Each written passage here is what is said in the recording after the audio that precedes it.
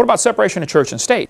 Well, there's no such phrase in the Constitution. You can get the entire Constitution and the Bill of Rights and the Declaration of Independence for $1. This little book, Citizens Rule Book, excellent book. Everybody ought to read this one. It's got a great story in here about the jurors. It's amazing the power that jurors have. One juror can decide he doesn't like the law. And if they pass a law in your city that says, you know, you can't spit on the sidewalk, and somebody spits on the sidewalk, and they videotape him, they got the whole thing. He broke the law. I mean, they take him to court. It's proven. He broke the law. But you as a juror say, I don't like that law. I don't think it's fair to say you can't spit on the sidewalk. The judge is going to threaten all the jurors and say, no, you have to rule according to the law. You got to listen to my instruction. You don't have to listen to anything that judge says. He's blowing smoke, okay? Smile, nod your head. When you get in that jury room, you vote not guilty.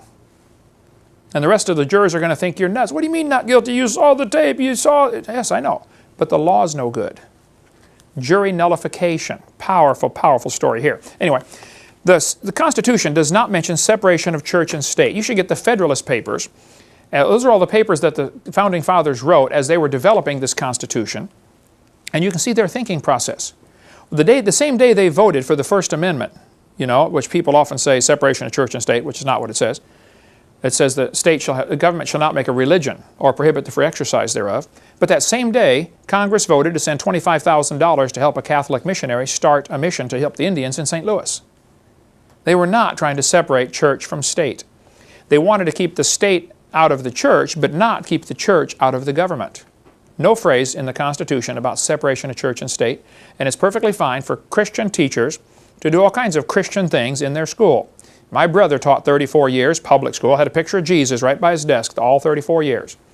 Many teachers keep a Bible right on their desk. Now, if they give you a hard time, the principal might say you can't do that. I'm not saying you won't get persecution.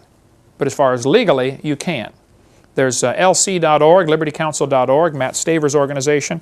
He handles cases like that. David Gibbs, they do stuff like that. David Gibbs, it's his organization in Orlando, Florida. So yes, if you have trouble, you know, see one of those folks. But what happened, Thomas Jefferson wrote a letter to some Baptist pastors, and he's the one that mentioned the phrase in the letter, separation of church and state. And now the atheists are using that to say, oh, you can't have Christian things in government. What a dumb idea. Our country was founded to be a Christian country. They all said that. Go to wallbuilders.com, David Barton's great website. He's got lots of stuff on. There's no such thing as separation of church and state. So don't fall for that. And we can cover more on that in our college class. Here's what's happened, though. The Constitution to the United States, Article 1, Section 10 says, you have the right to make a contract.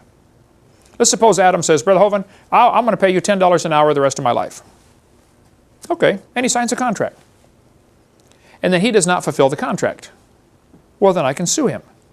And he could say, I've got a constitutional right to keep my money. Yes, you do. But you also have a constitutional right to make a contract. And you made a contract. So the judge is just going to uphold contract law.